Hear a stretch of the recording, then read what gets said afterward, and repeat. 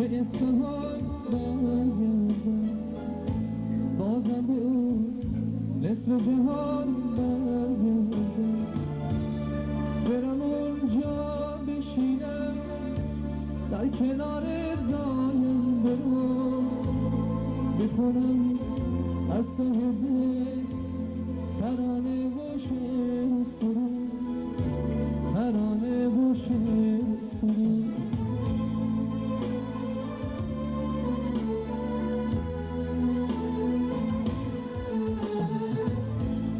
خودم اینجا دلم اونجا، همه راز و نیازم اونجا. ای خدا عشق منو، یار منو، اون گل نازم اونجا. چه کنم با که بگم آوای دل را پیش کی خالی کنم؟ در زمان با چه زمان به این خالی، در زمان با چه زمان به این حالی.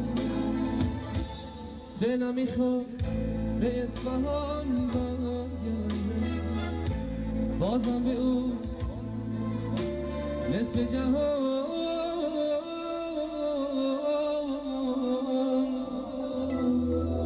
برگردم.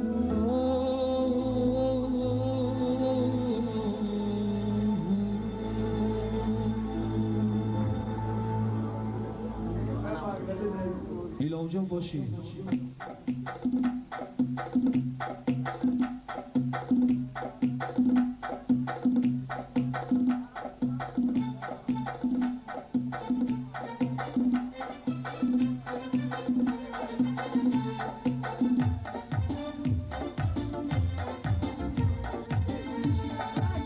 دلبرم دلبر خانه خرابم کرد، دلبرم دلبر خانه خرابم کرد، چشم شهرایت دیدم خرابم کرد، چشم شهرایت دیدم خرابم کرد.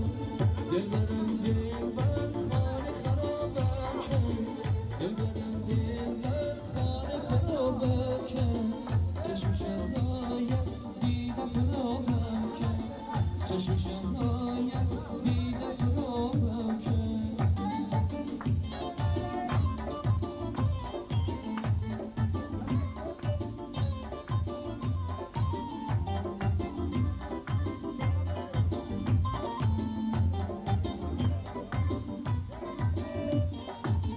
به چشمان سیاه تو اسیرم، به چشمان سیاه تو اسیرم، خدا میدونه دل از تو نده، خدا میدونه دل از تو نده.